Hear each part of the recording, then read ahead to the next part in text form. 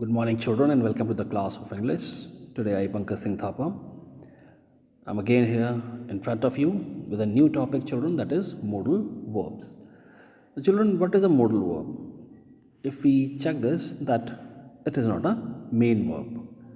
It is kind of helping verb which helps the main verb to work properly. And if we go by the definition of modal verb, we can understand it like this, that a modal verb is a type of verb that is used to indicate modality. Now, if we check what is modality, so it includes likelihood, ability, permission, request, capacity, suggestions, order, obligation, or advice. Modal verbs always accompany the base form of another verb. So, base form of another verb, that is infinitive. Children, I will not explain infinitive here. It's a non-finite verb. I'll cover it when I'll teach you non-finite verbs. So, here you understand that modal verbs always accompany the base form of another verb having semantic content. And some commonly used modal verbs are can, could, must, should, had better, have, and sometimes need or dare also. If we talk about the characteristics of modal verbs, the main characteristic, children, which you should keep in mind, that is we cannot change their form, and you cannot add s, ed, ing. Suppose a word is play, and if I add ing, it becomes playing. If it is work, we can add ed, it becomes worked, and if it is again work, we can add s also, it becomes works.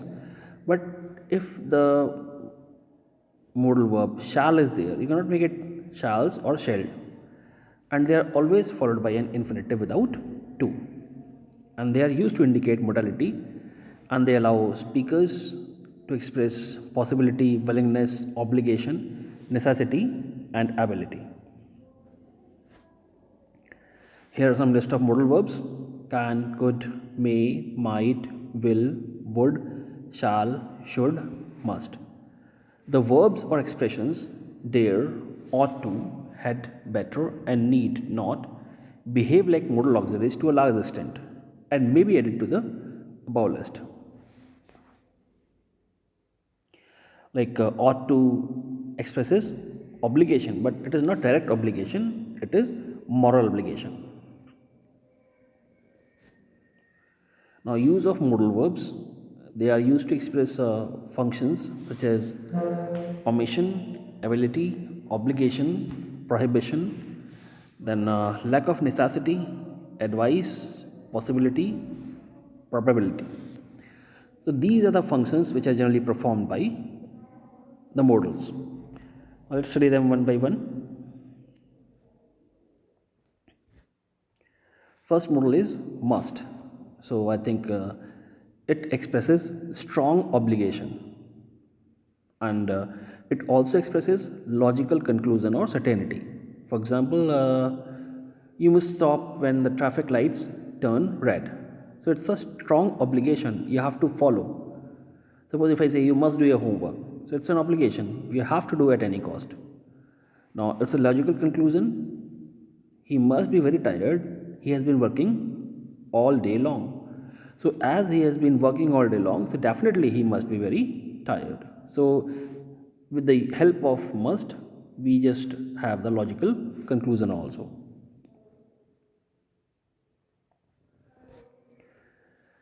Next modal is must not. So, it's again prohibition, that strictly no. Like you must not smoke in the hospital. So, it's a strict thing which must be followed. It's a prohibition. Next modal is can. It expresses three things: ability, permission, and possibility. So, ability, like example, I can swim. Permission, can I use your phone? And if possibility is there, smoking can cause cancer. So, these three things get expressed by the modal can. Next modal is could. So, could tells ability in the past, polite permission, and possibility. So children, example like for the ability in the past, when I was young, I could run fast. So it's the ability which was there in the past, but if it is there, it is not certain. Now see, could children usually use the word may I come in, something like that, may I do, but or would also you use sometimes for permission. Would you please help me? But children, the most polite word for permission is considered as could. So, excuse me, could I just say something? So, could is the most polite word. Children, remember this thing. Apart from all this, may, would, could is the most polite word. Next, could also suggests possibility, like it could rain tomorrow.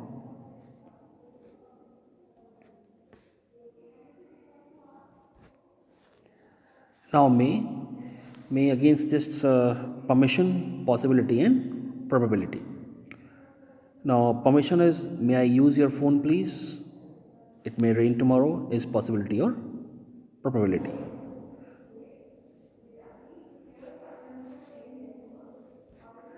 Next modal is might. So, the past tense of may is might. So, might is also used for polite permission. Might suggest an idea. Then it also expresses possibility and probability. I might go on holiday to Australia next year. But see, it's a kind of percentage. I may go for holiday to Australia next year. So the percentage is more than 50%. But when I say I might go on holiday to Australia next year, it means the percentage comes to below 50, and that is maybe 10 to 15% chances are there of going to Australia. So may and might, that percentage is also there. You must check that. And according to the sentence, you must use may or might. Now next modal is need not. So need not, again it is lack of necessity or absence of obligation. I need not buy tomatoes. There are plenty of tomatoes in the fridge. So it is lack of necessity when there is no need and there is no obligation also, no prohibition also.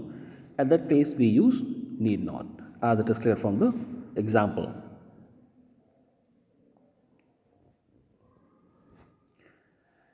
Next modal is should or ought to. So I said that should is a modal, and ought to just talks about moral obligation. So should 50% obligation, like I should or I ought to see a doctor. I have a terrible headache. So 50% obligation is there. It means 50% chances are there that the person would go to a doctor. Now, if it's an advice, you should or you ought to revise your lessons. So it is there, and if I say that you ought to respect your elders, so it's a moral obligation, and there is no compulsion whether you follow or not. That's why it has been said that it's a moral obligation. Then logical conclusion is also expressed with this, like he should or ought to be very tired. He has been working all day long. So it's the logical conclusion, but compulsorily it is not. Next modal is had better. This is a kind of advice. You had better revise your lessons. So when you're giving advice, then we use had better.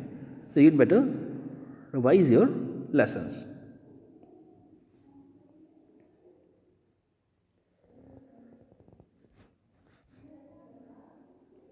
Children, in this video we will discuss only these many modals. In next video we will discuss about some more thing about the modals and how to use them in a proper manner, and we will discuss some examples also about the modals, that how to use the modals in real life situations. So in the next video we will explain about the uses of modals also, and we will completely cover something paragraph like thing, and to fill the modals also. So children, that's all in this video, and till my next video, thank you and goodbye.